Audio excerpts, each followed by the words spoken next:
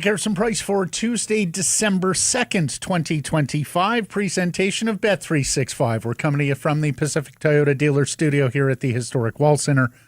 Visit shoptoyota.ca or visit your local Pacific Toyota dealer today. I'm Matt. He's Blake. Mike, all his Junos hitting switches, conducting things. Everybody accounted for. Mm-hmm. I'm getting very excited about this week in the Whitecaps match on Saturday. Yeah, you should Very, be. very, very excited. It's, I mean, it's a championship week in this city. Yeah. I mean, like how many times has the trophy, been at stake for a Vancouver team? not many times. I mean, you and I started our program, Blake, the Monday after the BC Lions won the Grey Cup here at home in 2011. Mm-hmm. That was an exceptional year, of course, for Vancouver sports because the Lions won the Grey Cup and the Canucks got to Game 7 of the Stanley Cup final. Now, we have seen some... And we're only a year removed from the Olympics and all of that. That's right, too. the golden goal and all that. Yeah. Now, the Whitecaps have won a bunch of Canadian championships since. The Vancouver Rise just won a domestic championship. Very good. Vancouver Rise, the Northern Super League. The Vancouver Canadians have won Northwest Division titles because... that's what they do, as Rob Fay once said, their rightful place atop the Northwest League. And look, Vancouver Warriors took us on a very nice run last year to the NLL semifinals. We have watched Canadian teams play for medals at the Olympics or for championships. But a Vancouver team winning the prize in its sport. Yep. It's been 14 years since they played for one, right? Because Lions haven't gone back to the Grey Cup. That's crazy to think. Of the big teams that we cover, the ones with big commercial audiences and commercial national television deals, few and far between. So we'll have plenty on the Whitecaps today, and as the week moves ahead, in fact, I'm getting out to training here. Are you? Nice. Yeah, hell yeah. I want to see these guys, hear from them. But we'll start with the Vancouver Canucks on today's daily poll question. Are you resigned to a Quinn Hughes trade? You can vote yes. You can vote no. Do so at the Garrison Price X and YouTube channels. I must say I'm disappointed in our old buddy Grady Sass because I look at the comments and Grady says people are going to read this as re-signed. No. Very smart audience here on Garrison Price. Once again this year, they got an A+ in English comprehension. Well, the sentence doesn't make sense if you read it as re-signed. It only makes sense if you read it as resigned. There you go. Resigned, having accepted something unpleasant.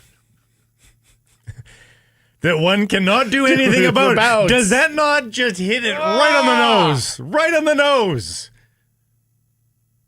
Oh, my goodness. Matt, it is honestly like you just swung the pendulum from pure bliss to the other side, from Whitecaps to that. And I don't mean just as the whole team, and people have made that comparison numerous times in our poll question yesterday did.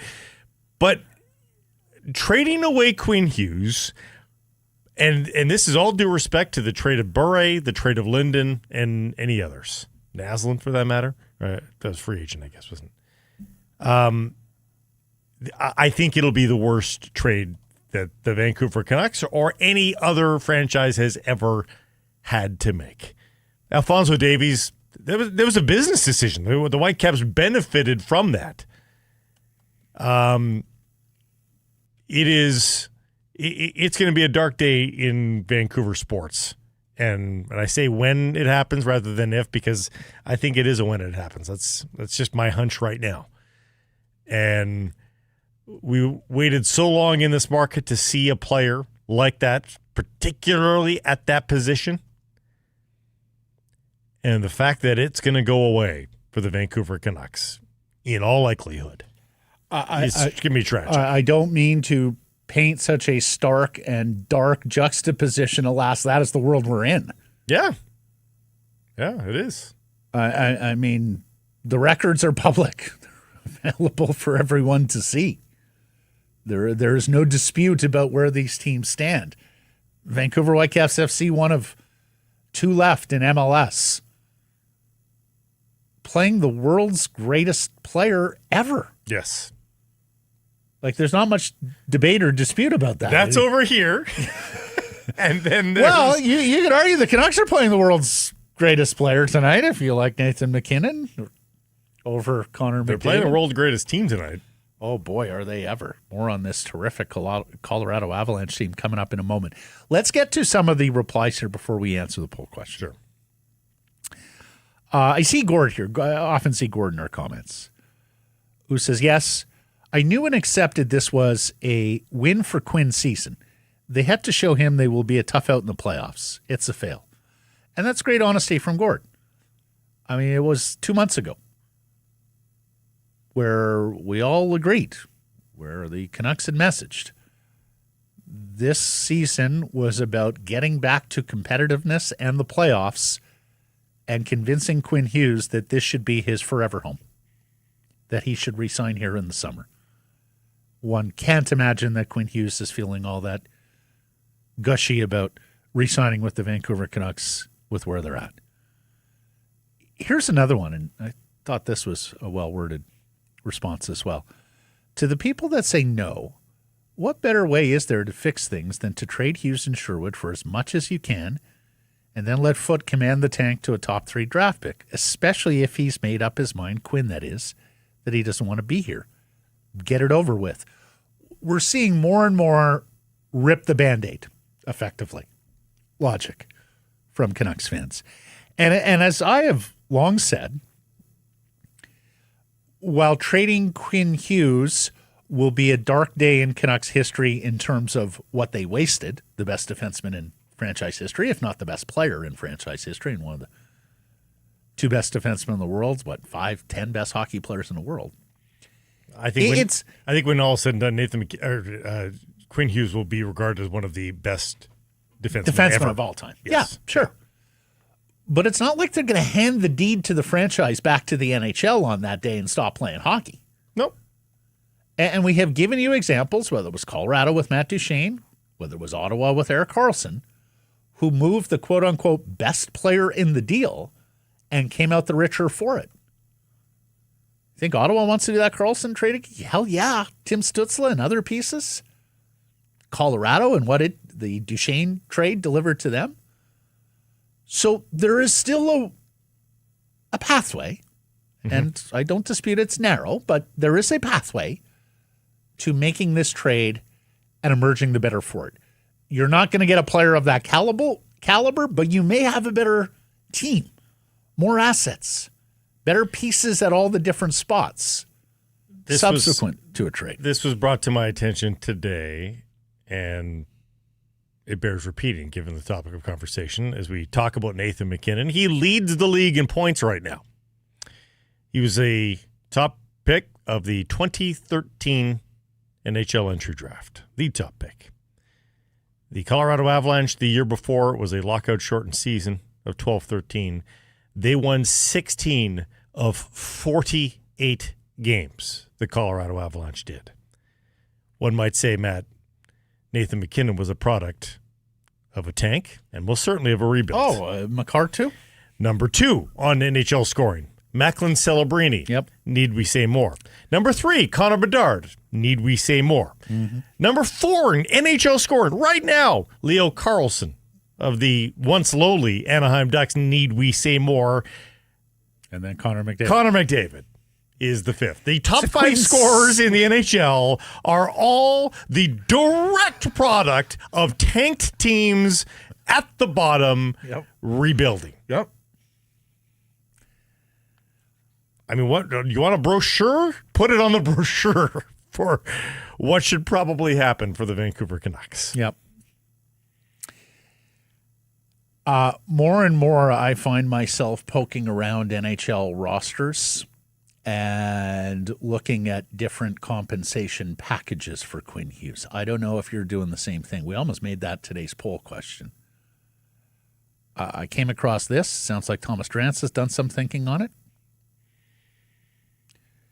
Edvinsson, Casper, or Danielson, and a first if it's Detroit. Washington, Ryan Leonard, good young winger.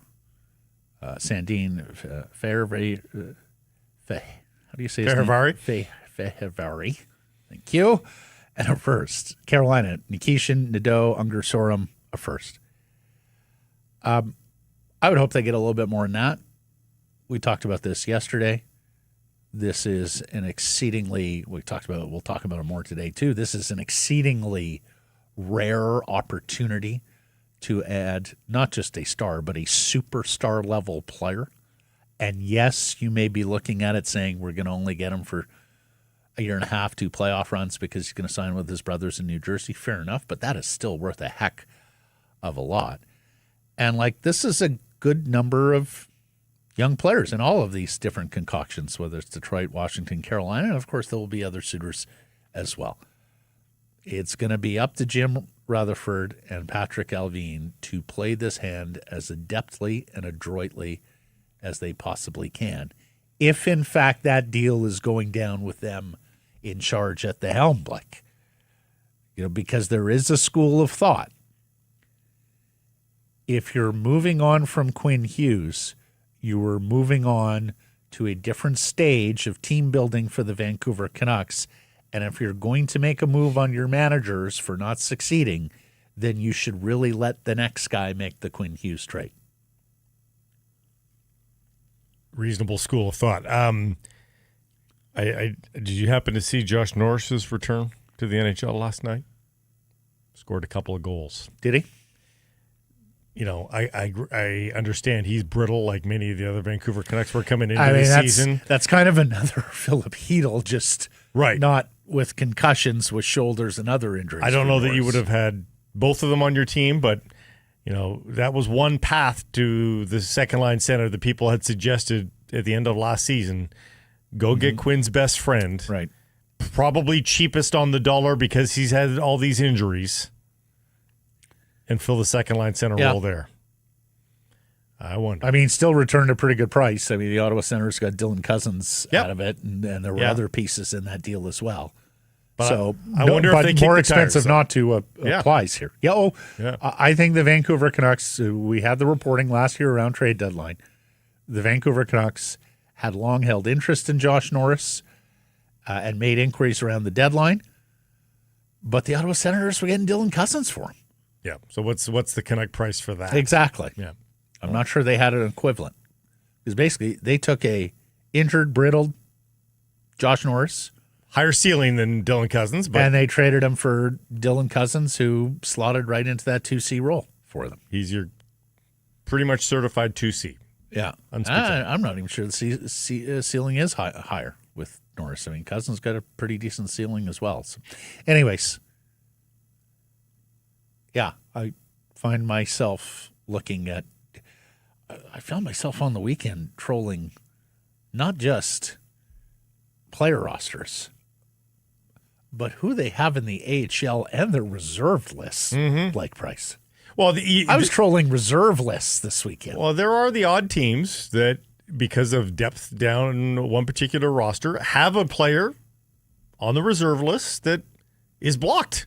And the reserve list, of course, is guys who haven't signed. So they're in university, they're playing out. On Cap Geek, they call it reserve lists, even though it's not. Yeah, no, you've got your blocked players, good prospects who are playing in the AHL because they just don't have NHL room for them. And then you have your guys who are not yet signed, who are playing NCAA hockey or CHL hockey, who have not yet signed but are still attractive pieces in and of their own right. Anyways, we'll see where this goes. Again, are you resigned to a Quinn Hughes trade? Yes or no? You can vote at Harrison Price on X and YouTube. Time for our top story. It is brought to you by Yellow Dog Brewing, Neighborhood Brewing, Foolish Winery. Last chance to save season? Canucks into Denver to face the league best Avalanche and end their road trip. A win makes it a winning trip, believe it or not, and gets them back to level with the ailing St. Louis Blues. A loss further sinks them down into Calgary and Nashville territory. I mean, we're going to get to why it's improbable to win this one, but if they did, they would be 8-6-2 on the road. Yeah. Zero problem with that road record. Pretty good. Well, and especially with some of the places they've had to play, Blake. Like, let's remember, this team usually goes on a couple of big Eastern roadies at the beginning of the season and plays some meat on the bone clubs. Like, I realize Florida isn't what it is because of the injuries, but they've played in Edmonton, they've played in Dallas, they've played in Washington, they've played in Tampa, they've played in Florida, they've played in Carolina, they played in Anaheim, LA. Like, Matt, there is nobody outside of the top 2 teams in the division. Well, if you look at the wild card standings, so that's including all the Pacific teams and the non-top 3 teams in the Central. So the top 3 teams in the Central all have better road records than the Canucks. The Ducks and the Kings do. Those 5 teams. The Canucks have a better road record than everybody else in the Western Conference as we speak right now. Never mind if they get a win. Right now they have that. Yeah. So we can talk about all the various issues the Vancouver Canucks have. Why is it just a coincidence that all their troubles happen at home? Like, their road record is well, I mean, that of a playoff it's getting to the point where, you know, a season, a quarter, season, a third. This is actually the 27th game tonight, so it's a third of the season done. Where, if you're management, I think you need to look into this. Like, what are these guys doing? How are they spending their time at home? Because on the road, it's a more controlled environment, right? Yeah. I mean, okay, guys maybe go to dinner. Maybe, you know, some guys know some people in that market. They go out with friends, what have you. Or even ex-teammates, guys they know from the other team. But, yeah, I mean, when you're at home, you tend to have a little bit more time at your disposal. And it's up to you to manage your time and make sure that you're peaking for puck drop. Has not been the case for the Vancouver Canucks in terms of having that home ice advantage for a year plus now. Anyways, 13 games in the month of December. This is the first one for the Canucks. We've mentioned it's a 4-game homestand after this game against Colorado, starting Friday with a rare 6 p.m. start at Rogers Arena. It's back-to-back against Minnesota, who's here on Saturday, Detroit on Monday, and then Buffalo a week from Thursday. It is also, Blake, and we've talked about this as well, this is a particularly thin part of the schedule. They are getting 2 days off between games a whole lot right now. It's been the case here, Monday, Sunday off. The best get the next 2 days off. Season. It really is. Yeah. They get 2 days off after that Detroit game next week before Buffalo. They get 2 days off after Buffalo before hitting the road and playing the Hughes brothers in New Jersey. They even get a 2-day break between the Rangers and Islanders game. A lot of time in New York 5 City. games in 14 days. And then you get into the Christmas break after the game in Philly on the 22nd. So it's a taxing schedule, this condensed schedule with the Olympics upon us in February. This is the time they have to make up ground when they have these off days, recovery days, practice days for Adam Foote. There's a couple of really good comments in the chat. Okay. You know what they have on the road? Practice facilities. And you know what they have at home is Foote has more control over the game at home. That is quite a comment. And that is quite an indictment if that's the case. Yeah, the Canucks are better with the keys to the car taken away from the head coach. I mean, if it's not that, then the head coach line matches poorly. And I've seen more and more chatter about this, Blake, in terms of deployment, that in the heat of the battle on the bench is Foote and his staff. Is it getting a little much for them? Are they missing opportunities to get offensive players out against fourth liners? Are they missing opportunities to get offensive players out for offensive zone draws because they're so worried about the defensive side and wanted to play their best players in a matchup role? But again, that doesn't explain why they have success on the road when they certainly can. It's almost then like they're just throwing guys. They're just throwing guys like Adam Foote. The lesson, if they're right, the lesson is Adam Foote shouldn't line match. He should just take a line out of the hat and throw it on the ice. I mean, that's effectively what you're doing on the road. You don't know what the other guy's going to throw out. Just playing your guys. I think that they feel. I think on the road, they feel like their back's against the wall, that life is going to be harder, and so they dig deeper. I think they dig deeper in every aspect. And at home, again, this is subconscious. These aren't conscious thoughts of, it's going to be easy here at home. But I think you just can't help but just be a little less urgent when you're at home. This is a mighty opponent tonight, as we've talked about. The Colorado Avalanche are on a 13-0-3 run. They have not lost a regulation game in 16 tries here. As J-Pad joked, I'm here to tell you the Canucks were the last team to score 4 goals against Colorado. That was 10 games ago. Yeah. But nevertheless, it has happened. Look at these wins. 9-1. Pair of 6-3 wins. 6-0 Look over at the goals. 7-2. Like, just on and on and on. 8-4. 3 shutouts in a row. 3 shutouts in a row. They have 3 games with 6 goals. They have a game with 7 goals. They have a game with 8 goals. They have a game with 9 goals, Blake. Yeah. I mean, these look like baseball scores.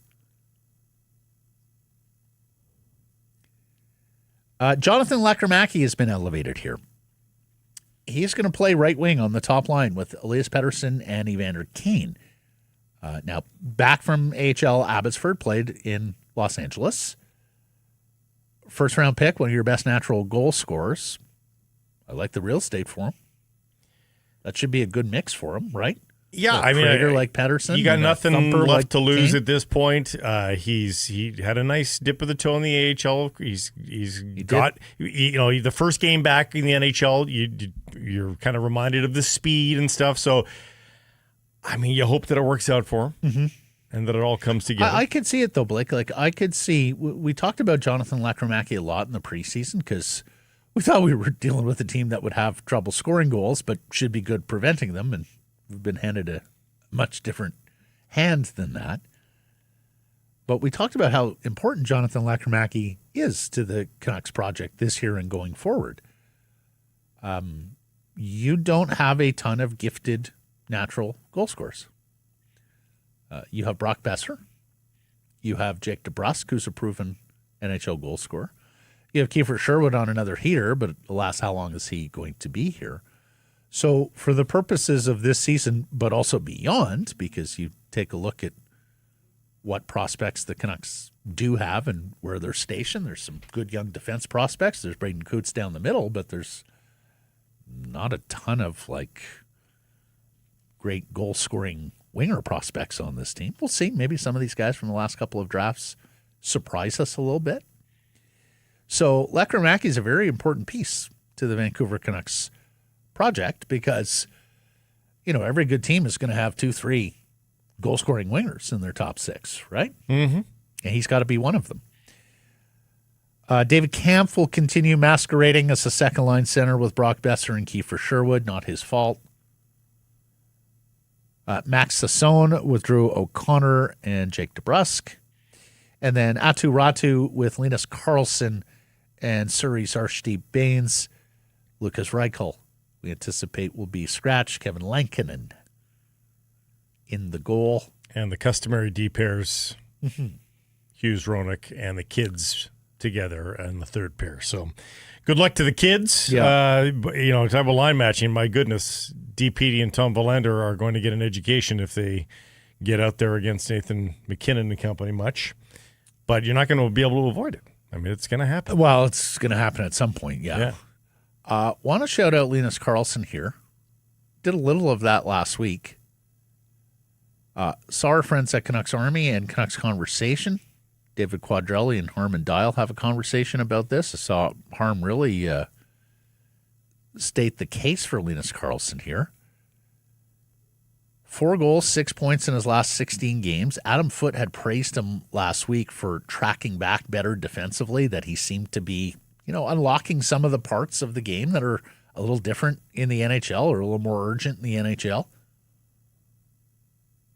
So he's been one of the good news stories, I think, here for the Canucks during this season, because it was a slow start and you just wondered, is it a quad A player? Is it a guy who's just going to be excellent at the AHL level but just can't get it done in the National League? Well, his progress has been quite good here over the last month, and you hope he can keep it up. I said going in, I don't know why. Like, he's not slow. He's not a great skater, but I still don't know why a guy that with his size and his mitts can't be a National Hockey League player. Not a star, but I think he is. Yeah, and he is sort of backing me up there a little bit there, and I think there's still more. I think that the 6 points in 16 games can probably be improved upon even more. Not a ton, but a little bit more. So I think he can score 20 you more recently. Right? I think he can score 20 in the NHL. Maybe not this year, but like if he keeps on this track, I think he could be a 20-goal scorer. Yep. And we talked about this being a last stand for the Vancouver Canucks. Some may say, no, they've already missed their last stand. It ain't happening at 10-13-3. But to be accurate, they're 4 points out of a playoff spot with 6 teams to jump. Yeah. And we've mentioned it a couple of times here. The top of the West is outstanding. Colorado, Dallas in particular. Even the top of the Pacific is pretty good. And then, like, the mid-pack wants to leave everybody into the proceedings still. Like, there have been a lot of teams. You take a look at the last 10 games for a number of these Western Conference teams. Seattle, Chicago, 4-4-2. Utah, 3-4-3. Winnipeg, 4-6. Like, nobody is putting a stake in the ground and saying, no, we belong with Colorado and Dallas atop the West. A lot of teams are sort of wishy-washy, either above the bar or below the bar, but not necessarily playing the hockey that is separating themselves from the rest of this. It is a little deceiving. Seattle is 5 points up on the Canucks. They've got two games in hand. Like they are 4 games above 500. The Canucks are 3 games below. Like, that's a 7-game swing. Chicago's just below the bar. They're 2 games above 500. So that's a 5-game swing. Like, they are still far back. It is a little bit deceiving, but I mean, your sentiment is still not false. Like, the teams at the bottom of the playoff bracket are not playing well right now. Should mention Canucks 5 points back. I said 4. And they're keeping it's keeping the standings interesting, if not the reality interesting. The Canucks, I'll buy into the Canucks being in it when they rattle off 3-4 wins in a row. But until then, it's not happening. Let me fix Utah 2-5-3 in their last 10. Yeah, they've lost 4 in a row. So, anyways, if you're still going to be playoff competitive, playoff adjacent, even, I think you need this one tonight, or you're going to need to go on a huge run at some point this season. Maybe it's this 4-game homestand, but I think you're going to need a lot of beer to get you through the year. Get you through each of these games. So how about the Yellow Dog High Five Hazy IPA on special for the month of December? Look for it on sale at private and government liquor stores. Today on Crave the Stats, brought to you by Uber Eats, we're looking at this magnificent Colorado Avalanche team and NHL point streaks, Blake. There are signs of cracks in this 16-game point streak that they've got. 2 games ago, for the first time in the streak, after 14 games, they had a third-period deficit, Matt. They ended up losing that game in overtime. But that's the first time they had trailed in the third period in 14 games. We brought up this record their game log. 13-0-3. If they win tonight, they will tie the Vancouver Canucks franchise record of 17 games with a point, and it will put them in a tie overall at 24th longest point streak in NHL history. But of course, back in the days of ties, a heck of a lot easier to keep track of that sort of thing. We didn't used to give a bonus point to the winner. So if you're going to the overtime era, overtime or the bonus point era? The overtime era, 1983 and above. Then they get up to 10th in terms of the longest point streaks. It is. So this is quite a heater, is what I'm hearing. Yeah. I mean, and right now, every game past this one, they start to leap up the all-time stats. Once you get to 20 games, I mean, they're going to be top 5 of the modern era as we know it. So it is pretty astounding. I joked that we saw cracks. I'm not really seeing many cracks. They are still a wagon. And again, that crack you hear is the Avalanche coming down towards you. And it's because of all of this. 4-1 Canucks tonight. At plus 265, say our friends at Bet365. It makes no sense, so it will happen. Yeah. I think it might be an Uber Eats night at our household tonight. It should be. It's a game night. Yeah. So that means there's game day deals. Go to your Uber Eats website. Crave points for the Vancouver Canucks if you must. Crave wins for the Vancouver Canucks. But you're going to crave food. Everybody got to eat. Go to Uber Eats. Get your game day specials. And it's an earlier puck drop, right? It's a 6 p.m. in Denver. You certainly can't cook. It'll be you'll be missing the game. You're going to want to catch the first period because if you miss that period, who knows where this scoreline would be. Yeah. In period 2, period 3. We've hit December, and that means the World Junior Hockey Championships. Marco D'Amico of RG Media, this is from a couple of days ago too, being told to expect a Team Canada World Junior roster announcement in the next 8 to 9 days. No selection camp this year. 27 players will be named to the team. If NHL talent is later loaned to Team Canada, some of the players would then be cut from the Canadian roster. 27 is unruly. That's a lot of kids watching hockey on a nightly basis. We already know that Calgary Flames defenseman Zane Parekh is going to be loaned to the World Junior program. There are questions about 5, maybe 6, if you want to be inclusive, teenage Canadians that are currently in the National Hockey League. There's Coquitlam's Ben Kindle and Harrison Brunicky, a 19-year-old defenseman, both with the Pittsburgh Penguins. You have Michael Misa, the second overall pick in the draft last year from San Jose, along with a fellow top 10 guy, Sam Dickinson, from the year before, defenseman. So 2 Sharks. There's Berkeley Catton down the I-5, the former Spokane centerman, and first-round top 10 pick of the Seattle Kraken. And then D'Amico says, and I think we both said, wow, good-looking player. Beckett Seneca, the big, rangy winger for the Anaheim Ducks. I think he is going to stick with the Anaheim Ducks. He looks like a National Hockey League player. He absolutely looks like a National Hockey League player.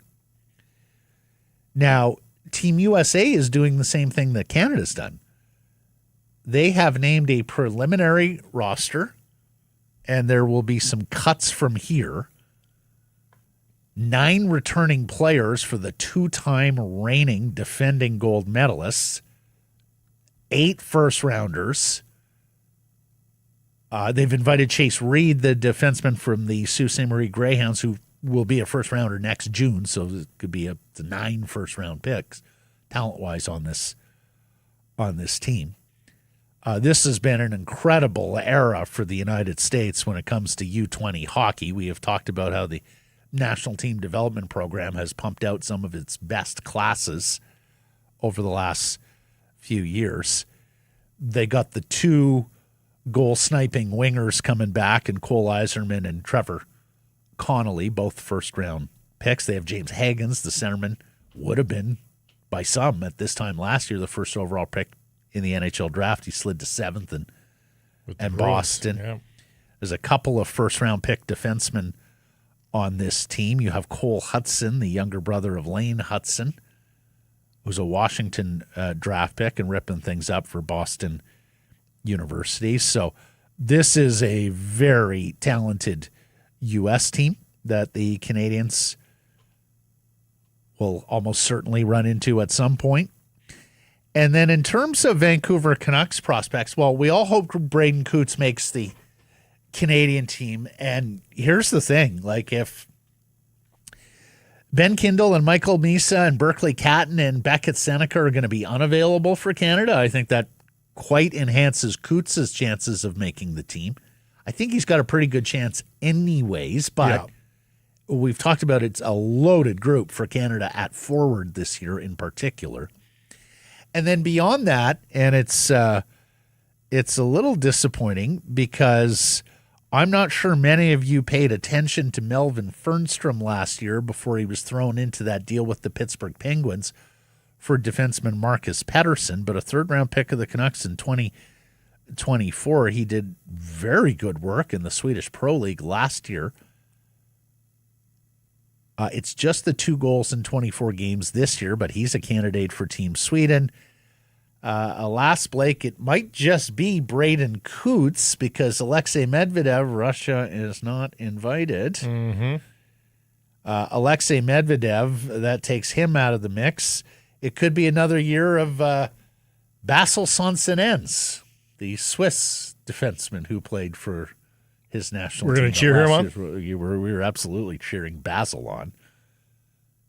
A 7th-round pick of the Canucks in 2024. Those 7th-round picks from Switzerland usually pan out. He was last year playing in the Quebec Major Junior League. He has made the leap to the Swedish pro ranks in the Lausanne club this year. He's got 3 assists in 30 games, but he's a defensive defenseman. So it's okay. Yeah. Go, Braden. Please make the team. Yeah, I think so. We need something. Oh, should also mention Wilson Bjork, the forward for Sweden. Now, his brother Viggo is going to be a very high pick in next year's draft. Wilson Bjork, Canucks 5th rounder from this year. Some of the Swedish sites have him mocked up as a player on the World Junior team, and they say that, I think, in part because he's chance to play with his brother. He's played 10 games this year for Djurgårdens in the SHL? Or are they they're down? They're a league down. Yeah. Does not have a – sorry, he played those games last year. He's at Colorado College this year where he's got 6 points in 13 games in the NCAA ranks. So, Coots, Bjork, Sansonens. It'll be lean from a Canucks perspective. I don't suspect they send a general manager over this year. The teams that don't have a lot of players involved don't bother with the big guns going over to watch. Their general manager might be quite busy. Yeah. Making some. Generally managing. I mean, coming out of the Christmas roster freeze, right? They may have some moves to make. Let's get to today's menu, and it's brought to you by Greta. A great spot to watch the big game, a great spot to pregame or postgame steps from the arena and stadium, and a great spot to host your next event, whether it's a family reunion, a team party, an office holiday party, whatever the case may be. Check out Greta. It's got a fantastic menu of street food, unpretentious. Your guests will love it. And the arcade that encircles the bar, a game for everyone. Bring out the inner child. For more info to book your event, gretabar.com, Greta 50 West Cordova. Let the games begin. We got a fun show today. James Duthie is going to join us, of course, host on TSN of the World Juniors and of the World Cup draw on Friday from Washington, D.C. We will find out the groups for next June's World Cup. Who will be in Canada's group? Who will be the group of death? There's always a group of death. And shortly thereafter, we'll have a schedule, and we'll know what teams will be assigned to play here in Vancouver and who Canada's opponents will be for the 2 games that they will get at minimum here in Vancouver during group stage play. James has also written a new book. Well, it's the next in his lineage of books on beauties, certified beauties. And he tells us some fun Kevin Bieksa, Zach Cassian, Frank Corrado stories. Yeah, apparently, this is a Canuck book for all intents and purposes. Yeah. Lots of Canuck stories in this one. He sat down with Bieksa, and Bieksa just let it barfed. fly. He just barfed. Yeah, well, that's and actually apropos. He also sat down with Darcy Hordachuk, who's another beauty. If you want to hear some stories from off the grid. Brendan Morrison stories, not on today's show, but there's a lot. A lot of Canucks content there. And Cam Robinson's going to join us as well. You know, and as we talk about the Vancouver Canucks, this latest spot that they're in, how they get out of it, and even who gets them out of it, it's probably worth our while to remember that former Chicago and Florida general manager Dale Talon is a senior advisor and scout for the Vancouver Canucks. They do have somebody in-house who has experience running NHL teams. Should the Canucks want to get younger, not only on the ice, but in the front office, because he is 1 year younger than Rutherford. Of course, the Vancouver Canucks' first ever draft pick in the NHL. Dale Talon, second overall, after they lost the spin of the wheel controversially and lost Gilbert Perreault. Mm-hmm. So Cam's going to join us. We'll talk about all that, as well as Port Moody's Kent Johnson. Is he available? He's really struggling in Columbus this year. Later in the program, we will talk some Whitecaps. We will break down this match a little further. We'll look in the head-to-head between Lionel Messi and Thomas Mueller. That watch party at BC Place seems to be a hot ticket. Talk a little bit more about this Miami side. Who makes them go beyond Messi? Because, yeah, they've got players beyond Messi. And also the way that they play. Not sure. I think there will be a lot of people new to soccer or new to the Whitecaps who sit down to watch this on Saturday and are appalled at the way Miami plays. But also because they're looking to get whistles.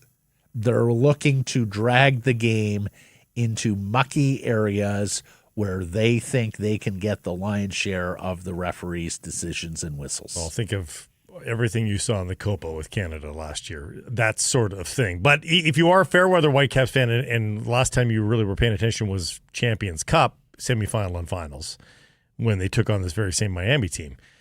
Flush it. Yeah, it's a different Miami team, not too. Playing they like have undergone an in-season transformation and are the better for it. In fact, they are playing their best soccer of the season. Yeah. This is a very firm test. Yeah, on the line graph, the Whitecaps, they haven't fallen off steeply, but they are probably not clicking on all cylinders like they have at other points in the year. They're still playing very well to get to this point, obviously. Yeah. But Miami is. They are at their pinnacle, so we'll see what happens. So all that's coming up on the program. We'll talk some football as well. Time now for our Bet365 bets of the day, and we got another win yesterday. We were on Anaheim to beat St. Louis, so feel good about that. Well, just first informationally, looking at the Whitecaps in Miami on Saturday, the Whitecaps are the underdogs here. They're plus 270 in regulation time, and that's even up. So some money has come in on Miami to win it in 90 minutes. To lift the trophy, so to win it in any format, regulation, extra time, penalties, Vancouver's plus 162. So you're between plus 270 and plus 162 if you want to see the Caps win or bet the Caps to win. But I am hearing your mouth on the Vancouver Canucks zig when people think they're going to zag. I took the money line yesterday. You going to copy me? Yeah, I'm afraid I'm going to have to. Plus 260. When have we both been on the Canucks to win against the best team in the NHL? Betting bedfellows, Blake and me. I'm going to look at Brock Besser. He got off the schneid, scored versus San Jose late last week. And despite Was that his first and 7 or 8, something like that? Yeah, it's 8, I think. Despite the fact he is being cursed with David Kampf, and again, all due respect to David Kampf as a checker, he's not his fault. Not the guy that should be centering Brock Besser, though. You know when Patrick Haveen has said in the past at his postmortems, that's on me. I should have never put him in that position like he did. That's not the type of player. That's the line you're going to hear if anyone asks him about David Kampf. Brock Besser has 17 shots, though, in his last 5 games. If anybody's scoring for the Vancouver Canucks tonight, I think it has to be Brock Besser. And, as an anytime goal scorer at plus 250, you're not going to find Brock Besser at much bigger of a number than that. So Brock Besser, anytime, plus 250. This segment, a presentation of Bet365, whatever your bet, it's never ordinary at Bet365. Download the app, get in on the game, use code NATION when doing so. Must be 19 or older. Please play responsibly. James Duthie coming up next.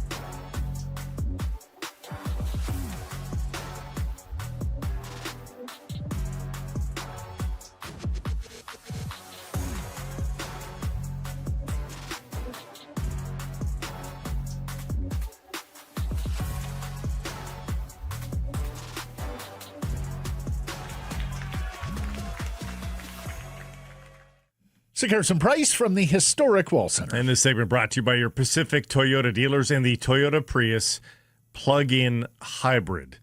Hybrid, but you want it to be an electric vehicle? It's an electric vehicle. 72 kilometers of pure electric range, no problem. That should take care of most of your days. Need a little extra range? The gas tank is there when you need it, almost 1,000 kilometers of total range. You're going to be just fine. And you do it in a sports car that has all the room you need for road trips and so much tech, and yet so easy to use. You won't be overwhelmed, I promise. Go take one for a test drive. Don't take my word for it. Head to your Pacific Toyota dealer right now. You can lease an SE from $99 weekly. That's with $3,600 down and a $3,000 discount built in right away. APR financing. Go check it out at Toyota.ca. It's been a while since we've been able to say this, but it's time to say hello, Canada, and welcome in James Duthie of TSN, host, Canadian Screen Award winner, and author, here to talk about his new book and an extraordinary week for soccer in our country. Yeah. How are you? Long time no see. James. You well? Good to see you both, boys. Yeah, I'm awesome, and congratulations to, everybody in Vancouver for the season the Whitecaps have had. And I mean, the buzz around this game is spectacular. And then to have the World Cup draw sort of thrown in, it's got to be one of the bigger weeks in the history of soccer, maybe in Vancouver, right? Yeah. Well, I mean, we were just telling you off air, I guess in TV, it's called the lead-in. I guess our game is after his World Cup draw on Friday, right. But I'm not sure there has ever been a bigger week of interest. Wets the palate. For soccer in our city. James, I love it because, you've been doing this a long time. We love this game of hockey. We talk a lot of hockey here. It's great. Yeah.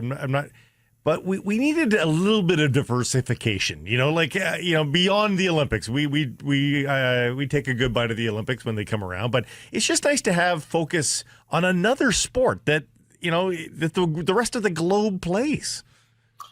Yeah, it is, and I have this the Whitecaps for me, like the old Whitecaps. I was in Victoria before I moved to Ottawa as a kid. So I was in Victoria from 5 to 9. Mm-hmm. And so the Whitecaps, when the old league was around, were my favorite team. Like Brian Budd was my favorite athlete. Remember when Brian Budd, you guys might be too young, Brian Budd goes on Superstars and he dominated the Superstar. And for any of your listeners that don't know, Superstars was this really cool thing where they put a bunch of athletes together and did all this crazy competitions, and Brian Budd Gretzky blowing guys away in the sprints. As I recall, Budgie was a great swimmer. He made up a lot of points in swimming. That's right. So in my, when you're 10 years old and you're watching that, I'm like, Brian Budd is the greatest athlete in the world, which is probably not far off because I think soccer players are some of the greatest athletes in the world. So anyway, to come around full circle and see the Whitecaps in this game, and to be playing Messi and company, and then to have.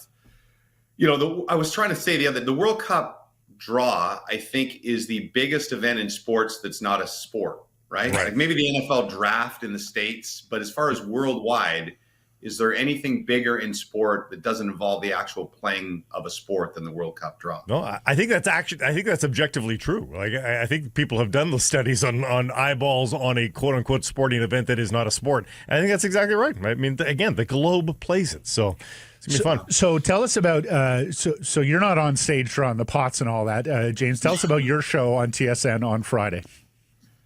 Yeah, if I was the Canadian celebrity, we'd be in big trouble. I don't know who it's going to be. Actually, it's actually a funny story. There was, when they unveiled the schedule, FIFA did a show when they unveiled the schedule, and so they had a U.S. part of it, a Mexican part of it, and a Canadian part of it in the show, and I was hosting the Canadian part of it. And it was me and Bello, who was the interim coach at the time, before they brought on Jesse Marsh. So we were in our studio. And then the American part of it was some Fox host with Kim Kardashian. And then the Mexico host was some huge Mexican pop star. And then it was just me in the studio. And I felt very sheepish then. So no, we will be there. It's at the Kennedy Center in Washington. I'll be with Atiba Hutchinson and Julian de Guzman. And then, of course, our real soccer guys, Luke and Kevin and the boys will be back in studio doing tons of analysis of the draw. But yeah, it's a whole red carpet thing where all the VIPs show up. They will have celebrities on stage. They're not revealing them right now, but they'll be famous athletes from the States. So you can probably make some predictions. And there's a whole red carpet thing. And then we'll sit around and try and figure out what's exactly going to happen here for Canada, because man, the stakes here feel really big because, this is a once in a lifetime to have it in Canada. And the draw could go so many different ways. Totally. Like, the best case scenarios and the worst case scenarios is so massive. So I don't know. Like, I mean, if they draw Italy, who's in pot 4, if Italy comes out of one of the UEFA groups, then it would be amazing to have the opening game against Italy in Toronto on June 12th, but at the same time, that would not be good for Canada's chances of advancing. So it's going to be fascinating. You may have been by yourself, buddy, but think of what the first question from the Fox host to Kim Kardashian would be. Yeah. Like, Kim, what do you think? 4-4-2 or 4-3-3? What? Yeah. It was a weird show because it was all top secret. And they didn't tell us what was happening, and they only opened our IFBs. So for people out there where you hear the post coming from, like 5 minutes before the show. So they open it, and I can hear this guy talking from the host of the show, and I'm like, this guy sounds a lot like Kevin Hart. That's weird. And it was Kevin Hart. So the host of the show was Kevin Hart. So I had this weird moment where Kevin Hart threw to me, and I said, well, that'll never happen again in my podcast. I'm just scared you're going to show up with butt implants to try to keep pace. So everybody, look at James's ass on Friday and see if he's succumbed to it. What do you spectacular? What do you think most Canadians want to see? 3 minnows in the pot give us the best chance to get wins, or group of death just to see Canada against those kinds of teams? Oh. I think it's the first thing. Yeah. If this was 4 years ago and it was Canada's first time back in the World Cup, I remember being a little bit disappointed. We hosted that draw when it was kind of a Belgium, Croatian, or middling, good sides. But no, we didn't get, then is when I think we needed Argentina or Brazil for Canada to come back in the World Cup, knowing that the expectations weren't high. But now that it's here, and I think every football fan in the country expects or hopes that they'll get out of the group. I look at it the other way, where I would love to see it be, Australia. Let's say somebody like Australia in pot 2. And now I'm doing my pot math in my head, and I don't know, like Scotland or something in pot 3. Oh man! And then everybody's favorite country, Cabo Verde, in pot 4. Yeah. The one thing that I don't want to lose everybody in the math of the draw, and you guys might have talked about this a lot already, but the chances of Canada getting, Cabo Verde or Jordan or New Zealand are not great in that last pot, which is what everybody's hoping for. Because really, probably one win is going to get you out of the group, right? Right. But because they can't play, who am I missing there? They can't play Haiti. They can't play Curacao, And then there's 2 more CONCACAF teams in the playdown, so they can't play. They won't slot them into one of those groups either. And the way all the permutations work, like some of the algorithms in the machines, I think there's probably like an 80% chance that Canada's going to get a European side in that spot, which, could be Italy, could be Denmark, but it's probably going to be a good side. So, it's crazy, but crazy fun. And while there is some deduction available to people, we don't actually know the schedule until 24 hours later, James. But I mean, we've been sitting here talking like, could you imagine what England or Scotland here in British Columbia playing matches would look like? The streets of downtown Vancouver. I still don't believe, maybe Vancouver's more of I don't believe Canada really understands what it's in store for. And, Blake, you were there, like when our hotel was kind of near where Brazil was staying in Qatar. And there was like 3,000 people around that hotel 24 hours a day, the entire World Cup, just dancing and singing and waiting to watch the bus leave the hotel. So I definitely know like Toronto's not ready for, one of these South American countries or European countries to completely invade their city if it happens. So it's going to be spectacular. And the stakes once we get there because of this draw, like if Canada wins, and excuse me if you guys have already discussed this, but if Canada can somehow win the group and get a favorable draw, not only is their next game in Canada against a third place team, but the path, the group of 16 game is also in Canada if they were to win that game. And they get 8 days rest between, before the group of 32 game. So the advantage is so massive for them to win the group. It's unreal. Second is okay. Third in the group, and they're off to like San Francisco or something to play somebody who won their group, and they're going to be in big trouble. So it's going to be really fun watching the groups unfold and starting to do the math in your head of what it's going to look like. I think you were about to say there, Vancouver may understand it better than most. Like, how similar was the Olympics here, James, in 2010 to the World Cup experience in terms of just people everywhere all the time?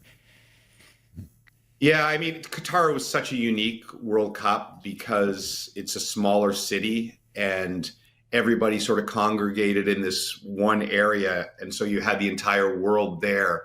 So obviously, I guess there's similarities to Vancouver with one downtown.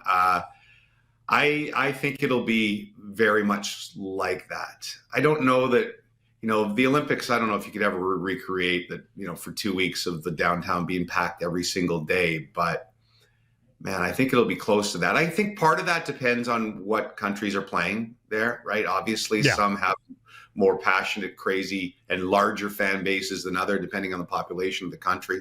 Like, I don't know that, I don't know that the population of Cabo Verde is going to swarm downtown Vancouver. I don't even know what the population of Cabo Verde is. I'm going to be doing a lot of research if they end up in the group, but I just found out today. I'm sure there's a neighborhood in Toronto somewhere where Cabo Verde is. Everybody's in Toronto. Yeah, absolutely. Every country has a neighborhood in Toronto. Version. Cabo Verde is the official version. I was told this today, so I'm going with Cabo. But okay. Anyway, I think it's going to be whoever is there. It's going to be, I would say, the most spectacular couple of weeks since 2010. I don't know if we can ever recreate 2010. One of the other reasons that we've brought you on is to talk about your latest installment of your Beauties series in product placement in the background there. In books. Yeah, we're going to bring it up too. Certified Beauties, more of hockey's greatest untold stories. I want to know how you harvest all this. Like it's one thing to do this book once. How do you keep getting all these great stories? And why? This is my biggest thing. Why don't we hear a lot of these? And maybe people have heard the odd one here in some way, shape, or form before this, but I'm amazed. We work in this industry, and there's still so many, the vast majority of the stories that are in this book I've never heard before. We always talk about hockey having no tall poppies. Nobody wants to stick their neck out and tell us. Is that it? That everybody just keeps the stories inside? I think so, and I've been super surprised when I started writing the first book, Blake. That was my biggest concern, is, would I be able to get guys to tell the stories that you see, what probably where I came up with the idea is sitting on the panel all those years with ex-players and ex-coaches.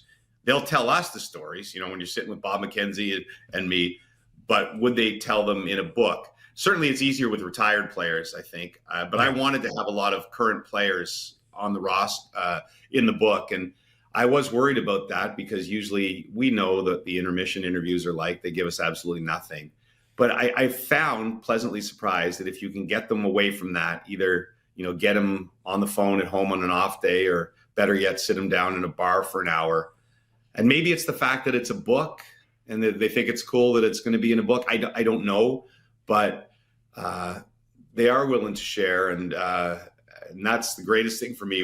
The most fun part, like doing the book's a lot of work, but the most fun part is when you sit down with a guy, and quite often I don't know the story they're going to tell me. Sometimes I know, sometimes somebody's told me, hey, you got to talk to this guy. He's got an amazing story. And then, so I kind of know what the story is. But a lot of times I just book time with somebody who I know is probably a good storyteller and have no idea what they're going to tell me. And when they tell you something that's great and you know that readers of the book are going to love it, that's probably the most satisfying feeling. Well, you've got some samples from Canuckland here. Tell us about Kevin Bieksa and his big break. Does he have a story? Does Kevin have a story? Kevin Bieksa has a story. Tell us about Juice and his big break. First of all, I do not, I don't sit there and go, I got to have 2 Canucks stories, 2 Senator stories, 2 Leaf stories, 2 Jet stories or something in the book. I don't think about that really. And for whatever reason, this book is like super Canucks heavy. There's a ton of Canucks stories for some reason, and like a bunch of Oilers stories for some reason. But Bieksa was one of the first guys we went for lunch, I think, at the Stanley Cup final 2 years ago. One of the first interviews I did for the book. And his story was about his rookie year, which is his first full year. He played some games. So that would have been, I think, 2006. And he was still very new. And Marcus Naslund, at the beginning of the season, held a party at his house for all the wives and everything, sort of a team bonding party. And the way Kev tells it, he was pretty nervous, high veterans team with Morrison and Bertuzzi and Naslund and so on, Matt Cook. So everyone was kind of in the middle of the house, but he felt a little awkward. So he went outside with a couple of the other rookies and their wives and just sort of sat down on the patio. And they were serving J-Lore at this Naslund party, and J-Lore by the Magnums, I guess.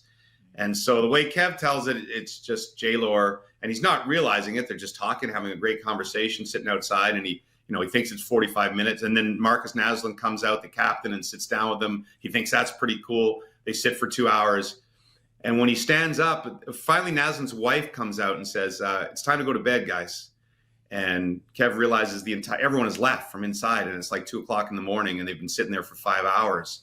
And both him and Naslund can barely walk. In fact, Naslund tries to leave, doesn't even think it's his house anymore. But the next day at practice, he throws up all night. And Bieksa tells me he can hold his booze. I don't know. Anyway, throws up all night. Practice the next day, he says the only time in his career, because he's a pro, never does this, that he cannot even basically move on the ice. They're hiding him on the drills, keep pushing him to the back so he doesn't have to do a drill so nobody will notice. And I guess maybe the game before, unbeknownst to Bieksa, Sammy Salo got hurt. And so Vigneault, halfway through practice, says, okay, first power play, and Bieksa, you're on it because Sammy's hurt. So the kind of break he's been waiting for his entire career happens when he's the most hungover he's ever been. And he said every time they passed the puck to him, like he got rid of it right away because he was so scared he was just going to fall down. And Vigneault kept yelling, hold on to the puck, walk the line, hold on to the puck, walk the line. Anyway, he somehow survives, is on the first power play the next game, scores his first NHL goal on the power play, never really looks back, and goes on to have the career he does. So, I don't think he's overindulged in J-Lore since then. I hope somebody got him a Canucks jersey with J-Lore on the back. Yeah, absolutely. That would have been apropos. Framed. You've got another one. We have Frank Corrado on our show every Wednesday, and the public out here still loves him. James, you got a what can we hang Frank over his head? Corrado story we could ask him tomorrow? I'm not sucking up because he sits next to me on the panel, but I really think going to be one of the stars of as far as TV analysts for the next 20 years. The guy is awesome. And So Frankie's story somehow also involves Bieksa. What a shocker. Believe it or not. So Bieksa never told me this story. I had to get it out of Frankie, and then I had to call Bieksa to confirm that it happened. So Frankie's similar thing in that Frankie had a whirlwind last year. He was playing junior. I think he got traded to Kitchener, got cut from the World Junior team, which was devastating. Has a good finish to his junior career in Kitchener. Right away gets called up by the Chicago Wolves, Van's team, and plays 5 games. And he can't even believe he's playing there. And then gets a call in his hotel room one night that says, hey, the Canucks have a bunch of injured defensemen. You're going to Vancouver. This is with 2 or 3 games left in the season. 2013, I think, the year they played the Sharks in the first round, if I have my years right. I'm not great with the years. But so Frankie gets out and goes right into the lineup and plays really well in the 2 or 3 games that he plays at the end of the season. And he thinks that's it. Played well, got to wear the jersey. Can't believe he's in the NHL, 3 weeks after being in junior. And he was never a prospect. He was one of those guys who thought he'd play 5 years in the minors or 3 years in the minors before he made the NHL. But here he is playing for the Canucks. They play San Jose in the first round, and Vigneault leaves him in and plays well, but they get swept, as you all remember. So his first end-of-year team party comes. So he's trying to keep a low profile. They go somewhere. They end up at the Roxy, of course. And during the night, he's noticing that there's tension between Bieksa and Zach Kassian. They're giving each other little chirps here and there. And he thinks it's odd, but he doesn't know the dynamic in the room. So the party moves, I guess, from the Roxy to somebody's apartment or condo. Anyway, they're in the cab together. It's Andrew Ebbett and Corrado and Bieksa and Kassian.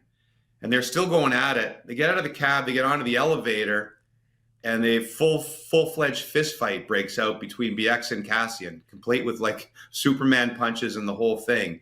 And Frankie Corrado and Ebbett are in the middle of it, not knowing what the hell to do. Basically, at some point, I think the elevator stopped between floors or whatever, and Frankie gets absolutely popped. And he still has no idea if it was Bieksa or Kassian, but he gets completely nailed in the eye. I don't know if that slows down the fight, but whatever happens, the fight breaks up. Kassian leaves, I think. Bieksa, by the way, as an aside, tells me he goes home eventually, and he starts getting calls in the middle of the night from Kassian, who's still walking around downtown Vancouver saying, get out here, let's finish this thing, right? Anyway, Frankie's got the worst shiner, your typical Rocky Balboa, blackest of black eyes. And the next day they have their exit meetings. And so he's got to go in and sit down with Mike Gillis. And Mike Gillis knows that Frankie Corrado didn't get a black eye from a high stick or whatever in the series. He watched the games. And so this rookie who's been there for a week, basically, or 2 weeks, has to sit down with Mike Gillis with this complete black eye. He said, by the way, Gillis handled it, didn't really say anything. He wasn't sure if Gillis knew or didn't know, if somebody told him. He says Gillis made some sort of sly remark at the end, watch yourself in elevators. So I think he did know. But somebody put a referee shirt, I guess, on his locker. So that was Frankie's baptism into the NHL. Oh, my God. By the way, Bieksa told me, Kassian comes in the next day. They meet at the end. The big hug and laugh it off. What a great night it was, which is the most hockey thing ever. Yeah, these guys have a complete fist fight, and the next night they're hugging in the lobby. But that was Frankie's welcome to the NHL moment. All I know is Kevin Bieksa must have had a lot of Jay Lore in him if he's taken on Zach Kassian. If you didn't know anything about Kevin and you only read this book, you would think he was the most delinquent, unprofessional guy in the history of the league. And of course, which I love. Fedorov also knows a thing or two about this as well. This is not even the famous Fedorov story from Juice. But it also makes me think, James, Canucks fans should be commending now Elias Pettersson and JT Miller. Exactly. It never got that far. It never got that far. Nobody threw hands. Yeah. At least not that we know of. I think there's 6 or 7 chapters that have Canucks stories. I probably shouldn't have told the whole stories there. I'm not very good at teasing the book when I give them. There's more. There's Brendan Morrison stories. I've got to look at my list here, but there's Brendan Morrison stories and Jason Strudwick, Gino Ojic stories, Darcy Hordichuk stories. One of my favorite chapters in the book. Darcy Hordichuk tells a whole whack of stories, including one where he leaves an alligator that he caught, a live alligator on Luongo's porch, but that was in Florida. But a lot of Hordichuk's chapter is about the times in Vancouver, and he is an absolute nut bar. I don't know if you've ever had him on, but James, we had him on a few years ago. He's one of the craziest guys he's ever had. I covered him in Saskatoon. He's been like this since a kid. We had him on several years ago for a special like Christmas week, catching up with old Canucks. I could not believe what Darcy said on the show and off the show. Yeah, but I believed every syllable of it. Luongo's G-Wagon with gift cards, like, and I said, "You're joking, right?" Like I said, no. He tried to buy my G-Wagon with gift cards, like $200 at Tim Hortons, $200 at Best Buy, or whatever. That's what he was trying to buy my G-Wagon. Just a stack. Are we the only sport that uses beauty? Because I hear these, and literally, I'm just stopping myself from going, "What a beauty!" Are we the only sport that uses the word beauties? I think hockey. I think it does move over to probably some other stuff like lacrosse, but I think it's hockey is its origin. And, I had no title when I wrote the first book, I had no title. It was something goofy like Hockey's Greatest Untold Stories, which I think is the sort of sub-headline here. And it was only when I was listening, I record all the interviews, and it was only when I was listening to all the interviews that I realized that every single one of them was saying, "Oh, that guy was such a beauty." And so I figured that was probably the perfect name for it. All right. You're a beauty, James Duthie, you are and too. so is his book, Certified Beauties, More of Hockey's Greatest Untold Stories. You can get it on Amazon, Indigo, wherever you get your books. We'll be watching with interest on Friday, and Mr. Duthie, just know, if the Whitecaps lift MLS Cup on Saturday, we do expect a TSN Engraved on a Nation documentary to follow, right? I saw somebody say that. TFC got theirs. We need ours if Whitecaps win on Saturday. So we'll expect you to push that file at Ancient Court. Storm into the executive's room. Exactly. And make sure that happens. No, look, I don't get to cheer much. It was funny. I went to the Jays World Series games, and I was like in the stands with a beer cheering. I wasn't working at all, of course, and I'm like, man, what's the last time I went to a game and got to cheer? And you guys know what it's like. You get sucked up in this business and you don't really root for anything. But I'll be rooting hard for the Whitecaps because all the memories from my youth come out, and it would be so awesome if they can pull that off. And then I'll be rooting for not to get Norway and Italy in Canada's group. Yes. Yeah. And then you'll executive produce this Engraved on a Nation documentary. Absolutely. Whitecaps MLS Cup winners. Thanks, James. Thanks, Great James. catching up. Harrison Price from the historic Wall Center. We are pleased to be joined by the director of everything at Elite Prospects, Mr. Cam Robinson. We had a marvelous hit with Cam last week, and it does sound like we'll be talking more and more draft as the season goes along. Hello, Cam. How are you? I'm doing well, boys. Yeah, I'm getting used to my new title of director of everything. That's director of everything. Good. Yeah, feels good. Yeah. We're going to talk draft. Maybe not this week because we have matters to deal with the big club. This, I think, this got by a lot of people. But on Saturday night, Hockey Night in Canada, Elliot Friedman had a cryptic remark about teams being curious about staff members with the Florida Panthers after all the winning they've done 2 times. Pilfering the Cup champs. Absolutely. Yeah. 2-time reigning defending Stanley Cup champion. There's a Canucks tie-in here, Cam. Please explain. Yeah, so it might have slipped by a lot of, general fans, but I'll say this, it did not sneak by a lot of people on the team side, because after those comments, I heard from several different people from several different teams being like, that is perhaps a nod to Dale Talon, who now Talon's been with the Canucks organization for a little while as a senior advisor and a pro scout.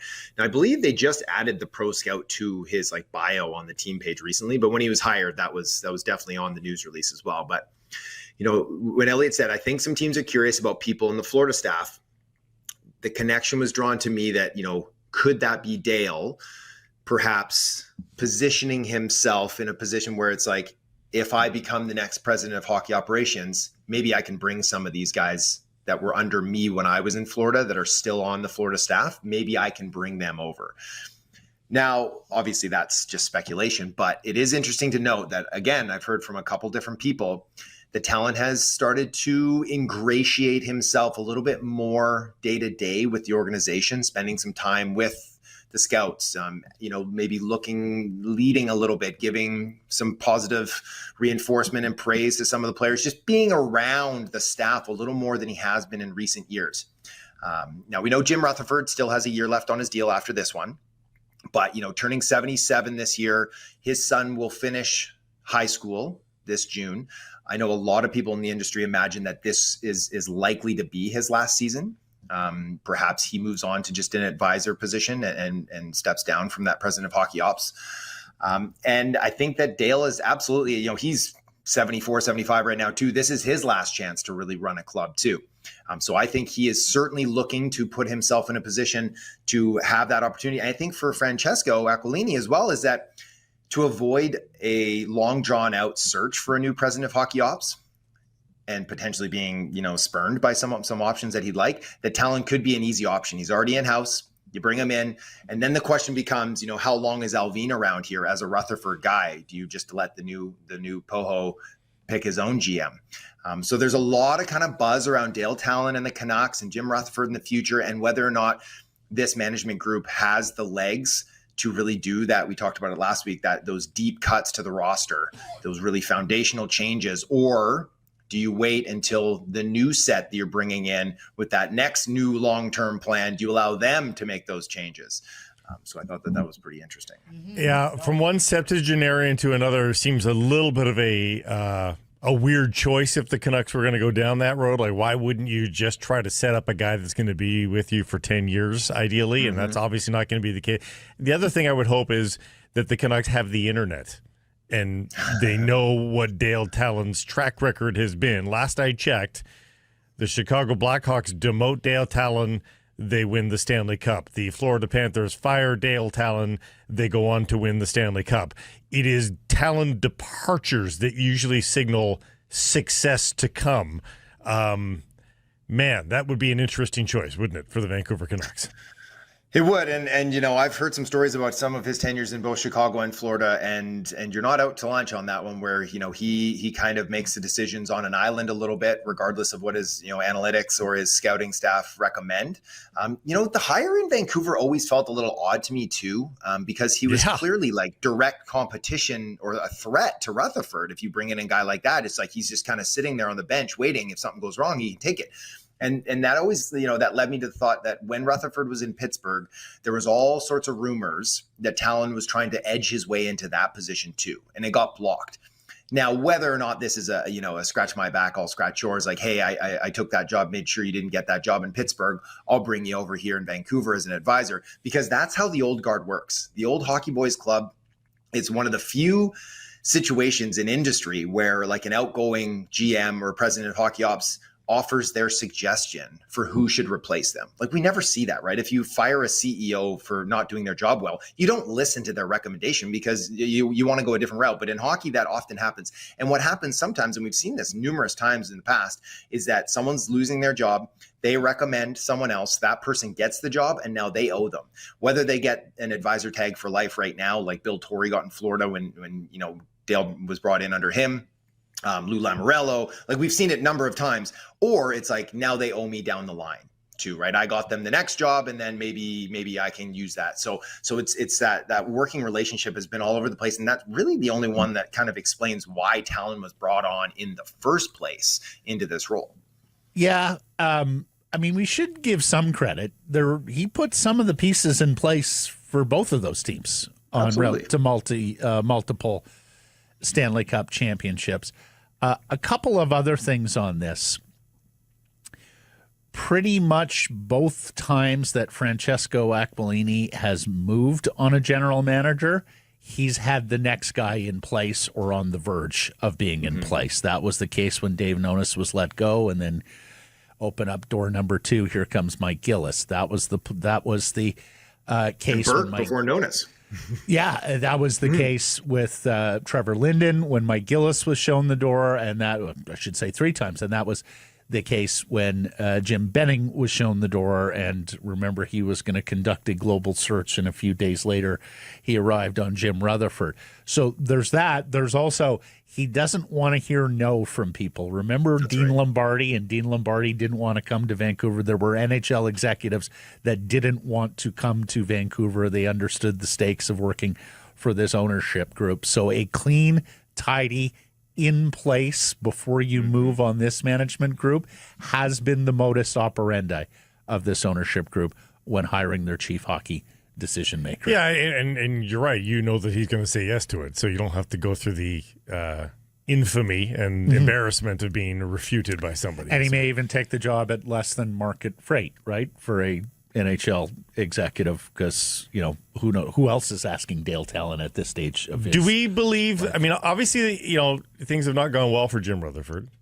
Cam, do you believe he has the internal pride to say, okay, it's not working for me, I'm going to step out of my contract a year early, or do you think he wants to at least feel like he set the team in the right motion before he steps aside?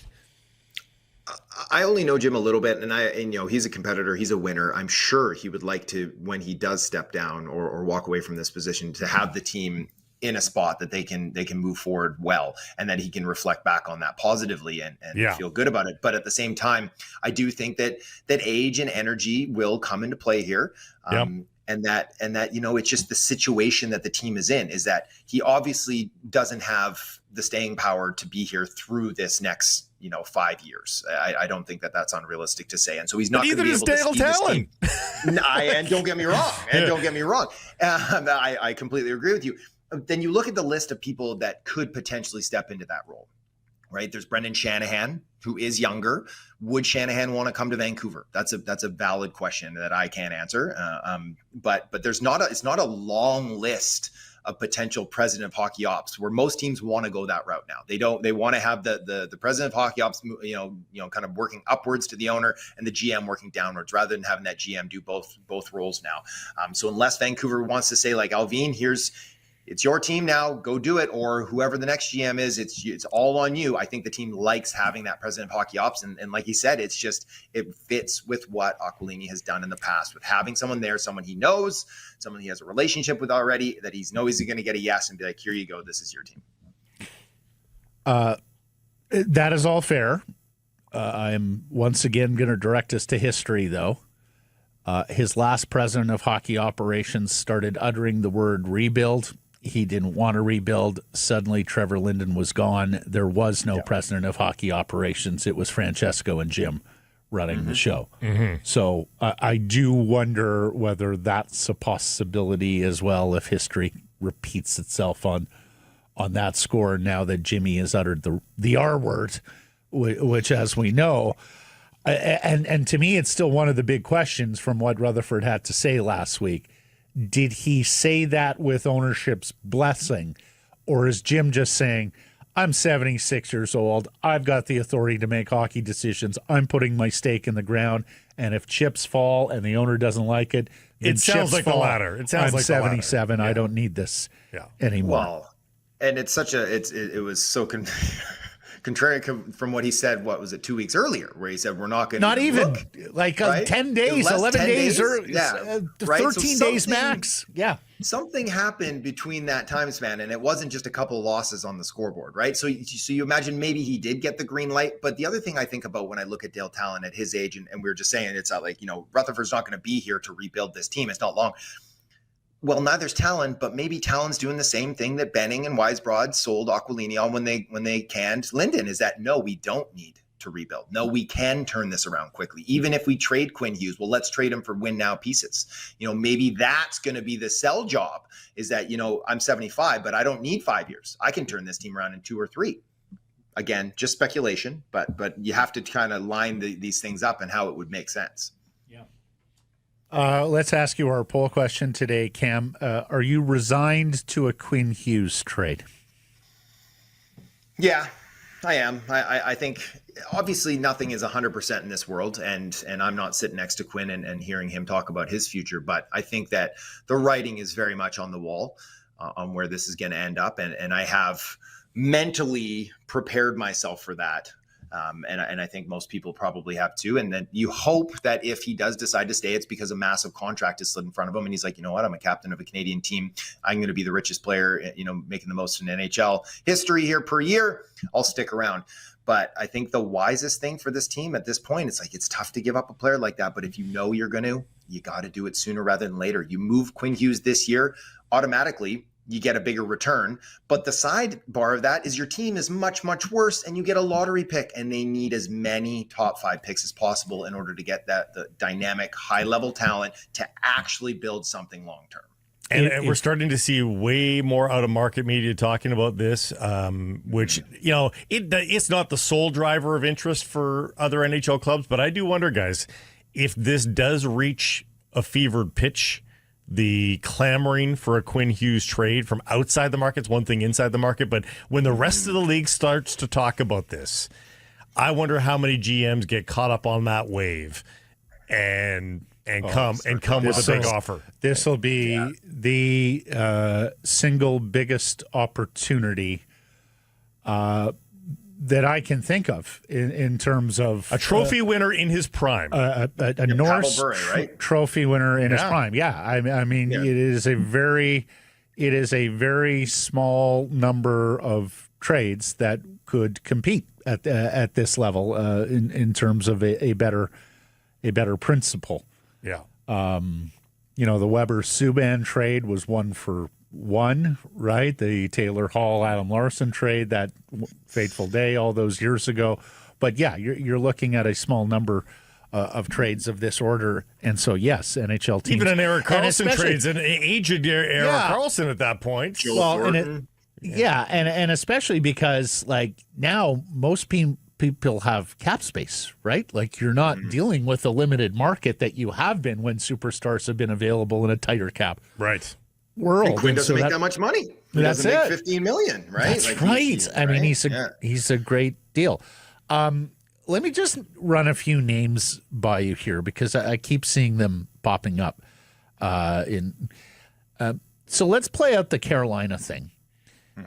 Nikishin and Bradley Nadeau as principals. And I suspect there would be other things involved, but tell us about the Russian defenseman Nikishin, who dropped into their playoff lineup last year, and the former BCHLer Bradley Nadeau.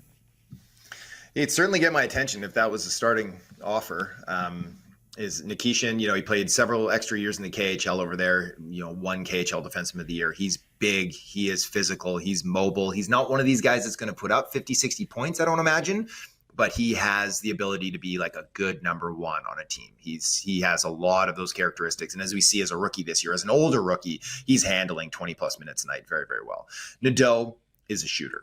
He is walk downhill on the power play, let it fly, goal scorer through and through. Not the biggest player, not like overly dynamic, but he's going to be a good top 6 scorer for that team. They've got a lot of pieces. They got Jackson Blake, they got Logan Stankov, and they've got all sorts of pieces that they could dangle around. And they've got picks too. They've got Dallas's picks. So Carolina is definitely going to be involved in everything. And that they would love someone like Quinn Hughes. That's kind of the missing piece on that team, other than maybe like a rock star goaltender. They need someone who can really generate points from the blue line.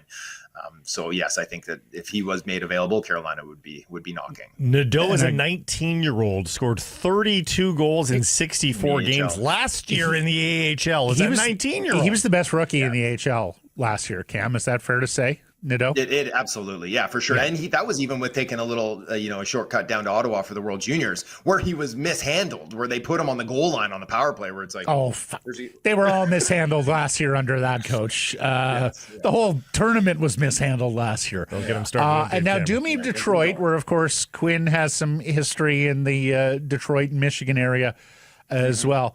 Edvinson, and then the two young centers there are Casper and Danielson. I know they've got young wingers too that might be attractive, but do me the centers, Casper, Danielson, and the big defenseman Edvinson.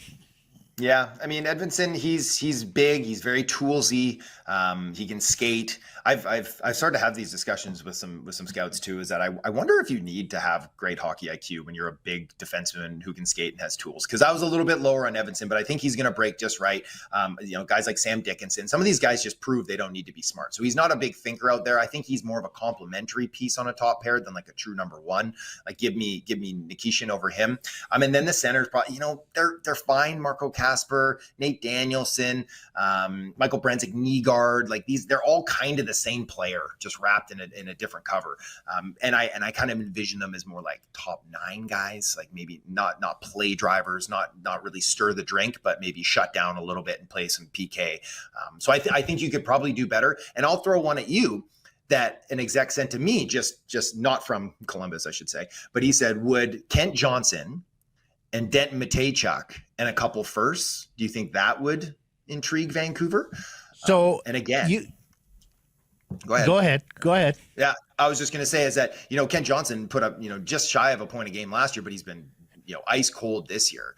And then I've been very, very high on Denton Matejchuk as like a power play 1 quarterback, offensive defenseman. He's already got, 6 or 7 goals this year, not playing on the top power play unit. So he's got a lot of juice, but it's like now we're starting to look at, the younger center with big upside, but maybe is struggling. And then the younger defenseman with a ton of upside who's already starting to step into the league.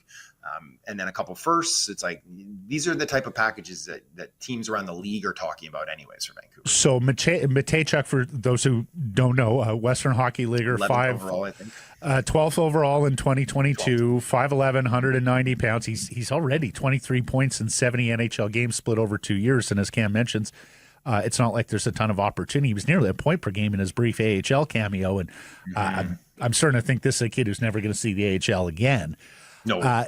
But to me, that trade pivots on Kent Johnson, Port Moody's Kent Johnson, Cam, because he looked like he was ready to break his rookie year, and then there was a step back, and then he really looked like he was ready to break last year, and now there's been another step back. Up and down, yeah. What accounts for that, and long-term, could he play center ice? I think that's where that trade has to pivot for the Canucks. He can't be around a winger. He has to be a center. Questions, right? No, and that's literally been the question around KJ since playing at Michigan, like where he was, he was like a top pick, top 5 pick, and supreme hands and so slippery and smooth. But it's like every time I watched him, like, is this guy really going to play the middle of the ice? Like he has the playmaking, he has the handles for it, but he doesn't really have that grit and that drive that you often need, even for a playmaking center. You often have to get into it a little bit, and he struggled too.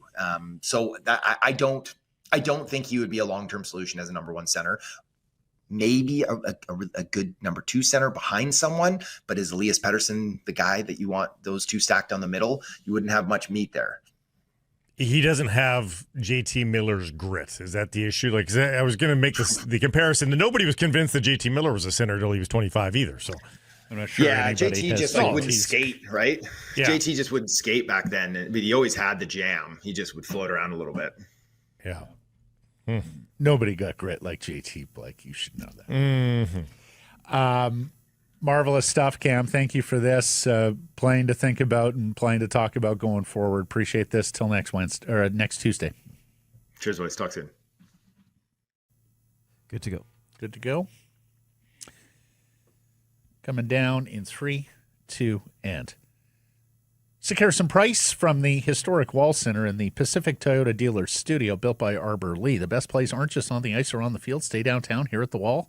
Enjoy exclusive S&P perks. Call 604-331-1000. Tell them we sent you.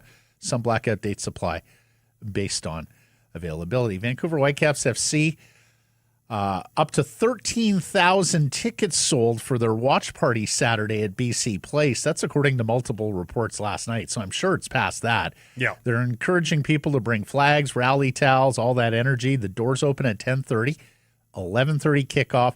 First 15,000 fans receiving exclusive MLS Cup I'll update. T-shirts. 16,000. Oh, wow. Tickets are $15. They're on sale now.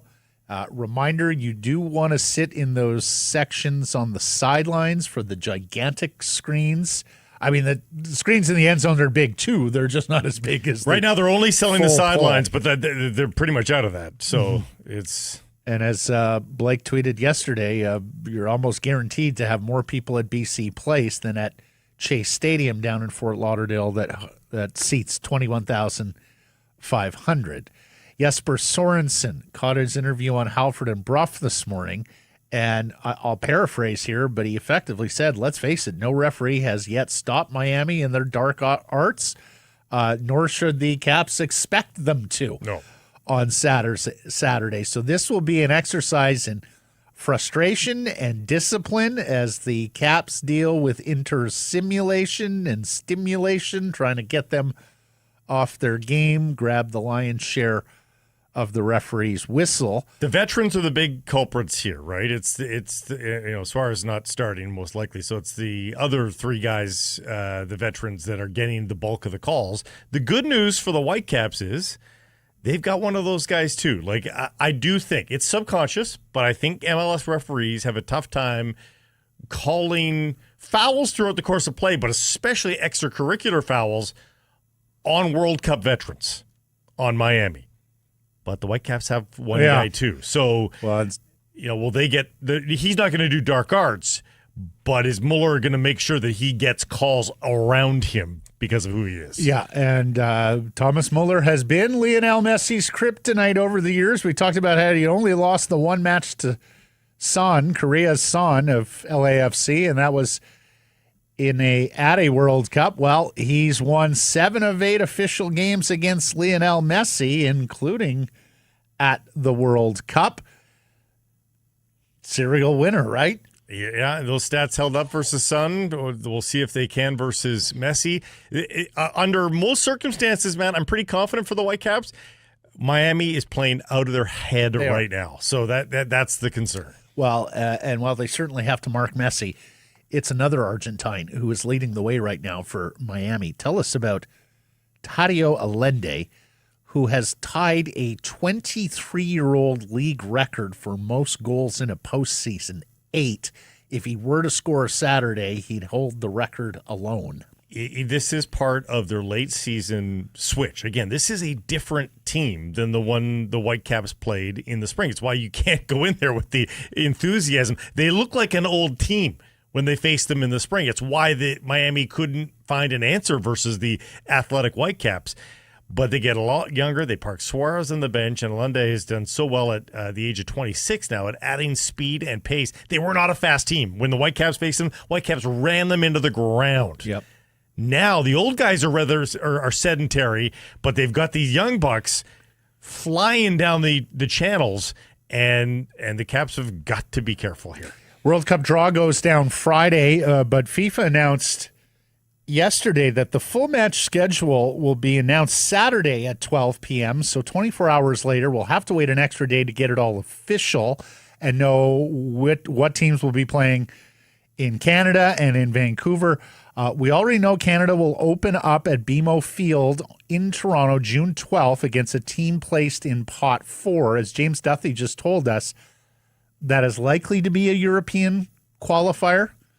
I mean, you're hoping it's not Italy from the point of view of a competitive Pot 4 team. The good news is, Matt, Italy always chokes. Well, are they coming? Too. Are they coming? We also know Canada will play its second game at BC Place on Thursday, June 18th. Its third and final group stage match at BC Place on Wednesday, June 24th.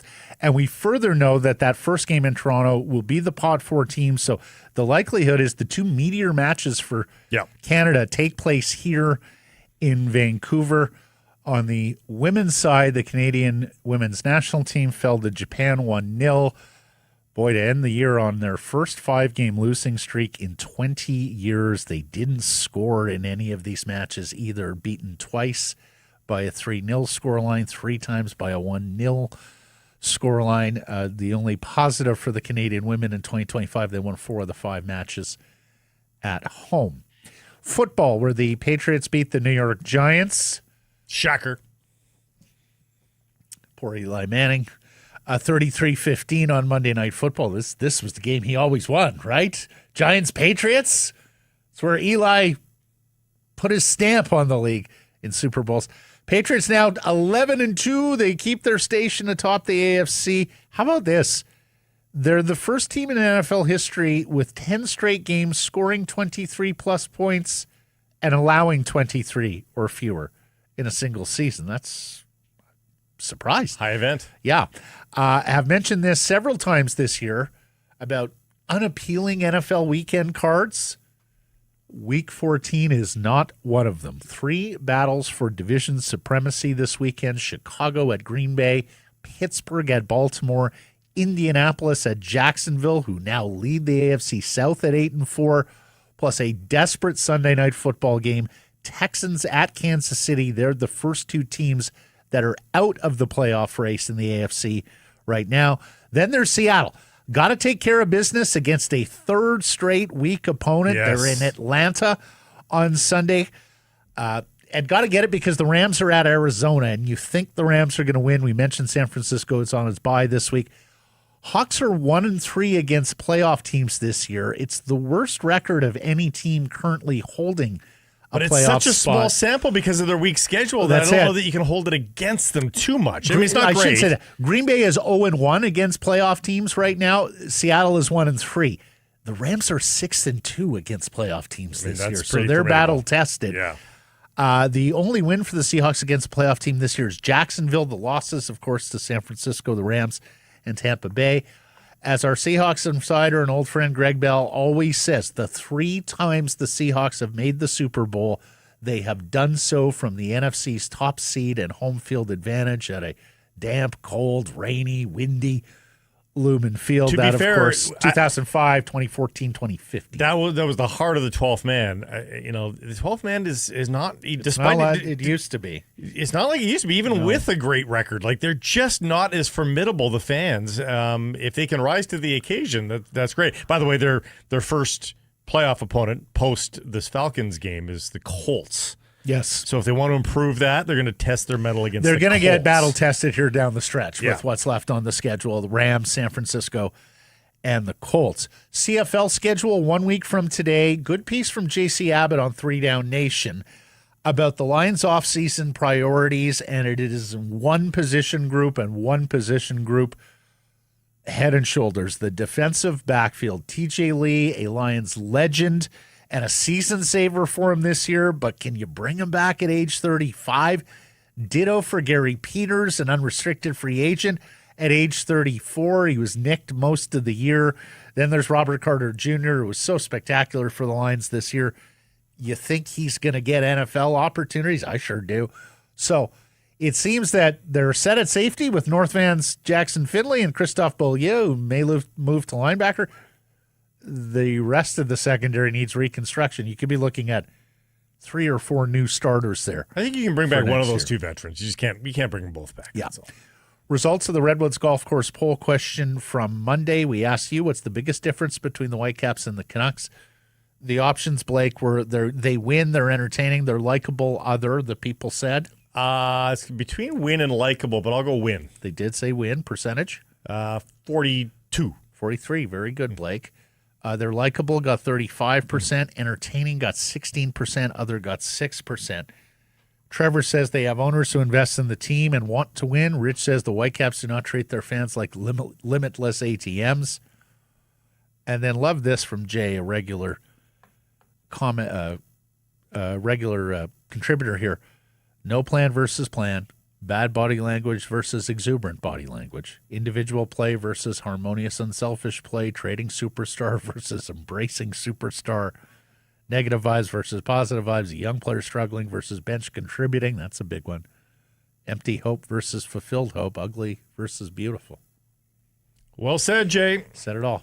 Well said. Errors and omissions from yesterday's program. You have something on your Colorado Avalanche and how many teams have taken points from them this season. I was trying to find the silver lining for the Canucks going into this Avalanche game and said, hey, they are one of 7 teams that has taken points off of them. Only 1 regulation loss, after all, for the Avs. Yeah.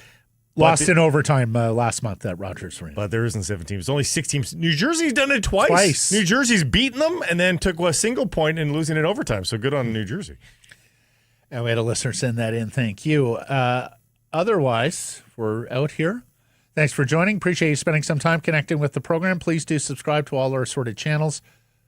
YouTube, and wherever you get your podcast. Follow on social. That's X, Insta, Facebook, TikTok, YouTube, Blue Sky Live, many of those platforms, noon Pacific time weekdays. And, of course, support the community sponsors you hear us talking about. Keep it local.